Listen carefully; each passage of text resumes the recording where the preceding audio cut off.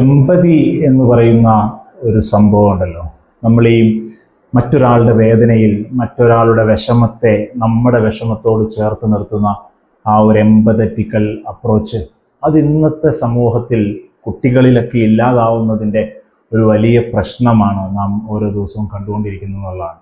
താമരശ്ശേരി വിദ്യാർത്ഥിയുടെ മരണം, വെഞ്ഞാറമൂട് കൊലപാതകത്തിന് ശേഷം ഇങ്ങനെ മലയാള മനസാക്ഷിയെ മരവിപ്പിച്ച് നിർത്തുമ്പോൾ എന്താണ് ഇന്നത്തെ കാലഘട്ടത്തെ കുട്ടികൾക്ക് സംഭവിക്കുന്നത് എന്നുള്ളതാണ്.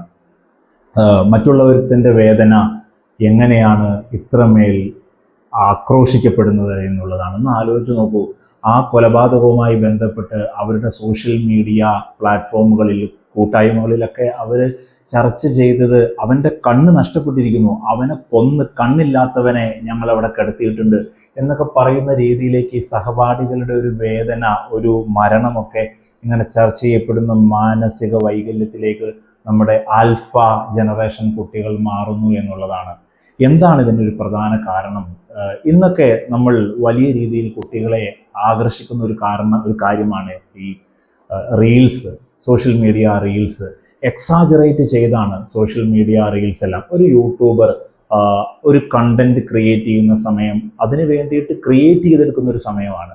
അപ്പോൾ കുട്ടികൾ വിചാരിക്കുക ആ ഒരു റീൽസുമായി ബന്ധപ്പെട്ട് ഇങ്ങനെ കാണുമ്പോൾ ആ ചേട്ടൻ ഡൈനൗട്ടിന് വന്നു പോയ ഒരു ഹോട്ടലാണിത്, അല്ലെങ്കിൽ ഇന്നയാള് ആ ഒരു ചേച്ചി ഇവിടെ വന്ന് ട്രിപ്പിന് വന്ന് പോയൊരു പൊളി മൂടുക തന്ന ഒരു സ്ഥലമാണിത്. അങ്ങനെ ഡൈനൗട്ടിനും ചില്ലൗട്ടിനും ഒക്കെ പോകുന്ന സ്ഥലങ്ങൾ ഇങ്ങനെ എക്സാജറേറ്റ് ചെയ്ത് സോഷ്യൽ മീഡിയ കണ്ടന്റിന്റെ ഭാഗമായി ഇങ്ങനെ കാണിക്കുമ്പോൾ കുട്ടികൾ എന്താ വിചാരിക്കുക? ഞങ്ങളുടെ ലൈഫിൽ ഇതൊന്നുമില്ല, എൻ്റെ ലൈഫ് ഇങ്ങനെയൊന്നും അല്ല ആവേണ്ടത്, ഇതേപോലെയൊക്കെ ഒരു പൊളി മൂഡിൽ പൊളി വൈബിലൊക്കെ എത്തിപ്പെടേണ്ടതാണെന്നുള്ള രീതിയിലാണ് കുട്ടികൾ വിചാരിക്കുക. അങ്ങനെ ഈ സോഷ്യൽ മീഡിയ റീൽസും കണ്ടന്റുകളെല്ലാം കണ്ട് ഒരു റിയാലിറ്റി ഗ്യാപ്പിലേക്ക് നമ്മുടെ കുട്ടികൾ എത്തിപ്പെടുന്നു എന്നുള്ളതാണ്. അതായത് അവരുടെ ജീവിതവുമായി ഈ സോഷ്യൽ മീഡിയയിൽ കാണുന്ന ഈ കെട്ടിച്ചമച്ച കാര്യങ്ങളെയൊക്കെ കാണുമ്പോൾ റിയാലിറ്റി ഗ്യാപ്പ്, എൻ്റെ റിയാലിറ്റി, എൻ്റെ യഥാർത്ഥ ജീവിതവും ഞാൻ കാണുന്നതുമായി വലിയ രീതിയിൽ വ്യത്യാസമുണ്ട്, ഞാൻ ഇങ്ങനെയൊന്നും അല്ല ആവേണ്ടത്, എനിക്കിനിയും ഒരുപാട് ആഘോഷിക്കപ്പെടേണ്ടതുണ്ട് ഈ ജീവിതം എന്നുള്ള രീതിയിലേക്കൊക്കെ അവർ ചിന്തിക്കുന്നത് അതുകൊണ്ടാണ്. പിന്നെ നമ്മൾ കണ്ടിട്ടുണ്ടോ, നമ്മൾ ഒരു സ്ഥലത്തൊക്കെ നമ്മുടെ വീട്ടിലൊക്കെ നമ്മളൊരു ഗെറ്റ് ടുഗദറൊക്കെ ആയിട്ട് നിൽക്കുമ്പോൾ കുട്ടികൾ പെട്ടെന്ന് ഗ്യാങ്ങാവും, നമ്മുടെ കുടുംബത്തിലുള്ള കുട്ടികൾ. അപ്പോൾ അവരൊക്കെ വീഡിയോ ഗെയിമുമായി ബന്ധപ്പെട്ടിട്ട് വീഡിയോ ഗെയിം കളിക്കുന്ന ഒരു സമയത്തൊക്കെ നമ്മളൊന്ന് ശ്രദ്ധിച്ചാൽ കാണാം, കിൽ അവനെ കൊല്ല് ഇവനെ കൊല്ല് എന്നൊക്കെ പറഞ്ഞിട്ട് ഈ വീഡിയോ ഗെയിം കളിക്കുന്നതൊക്കെ നമ്മൾ കാണാം. അപ്പം ആ വീഡിയോ ഗെയിം ഒരു സിനിമ മാത്രമാണോ? ഈ അടുത്തിടയ്ക്ക് ഇറങ്ങിയ വലിയ ആക്രമണ സ്വഭാവമുള്ള സിനിമകൾ മാത്രം, അല്ലെങ്കിൽ കാലാകാലങ്ങളിൽ ഇറങ്ങി വരുന്ന അത്തരം സിനിമകൾ മാത്രമല്ല നമ്മുടെ കുട്ടികളെ, ആൽഫ ജനറേഷൻ കുട്ടികളെ സ്വാധീനിക്കുന്നത് എന്നുള്ളതാണ്. കാരണം ഇത്തരത്തിലുള്ള പ്രശ്നങ്ങളും ഈ വീഡിയോ ഗെയിമും റീൽസും എല്ലാം വലിയ രീതിയിൽ അവരെ സ്വാധീനിക്കുന്നു എന്ന് പറയാതെ വയ്യ. എന്താണ് ഈ ആൽഫ ജനറേഷൻ കുട്ടികളുടെ പേരൻസ് അനുഭവിക്കുന്ന ഒരു പ്രശ്നം?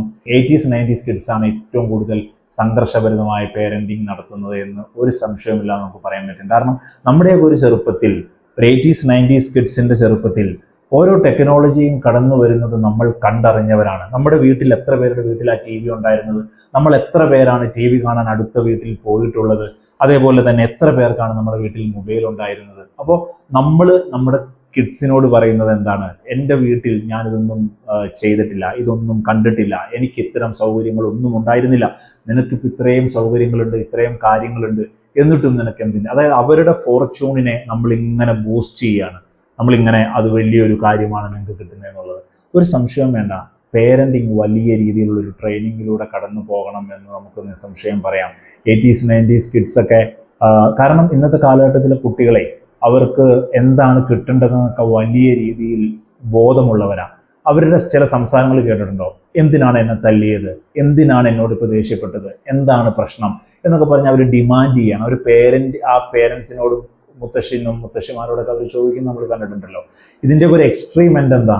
ഞാൻ ആവശ്യപ്പെട്ടിട്ടാണോ നിങ്ങൾ എന്നെ ജനിപ്പിച്ചത് എന്ന് വരെ ചോദിക്കാവുന്ന ഒരു എക്സ്ട്രീം എൻഡിലേക്ക് നമ്മുടെ കുട്ടികൾ പോകുന്നു എന്നുള്ളതാണ്. അപ്പോൾ ഇതിന് വലിയ രീതിയിലൊരു ട്രെയിനിങ് നമ്മുടെ 90s കിഡ്സ് ഇന്ന് പേരൻസ് ആയിരിക്കുന്നവർ നേടിയെടുക്കേണ്ടത് ഒരു സംശയമില്ലാത്ത കാര്യമാണ്.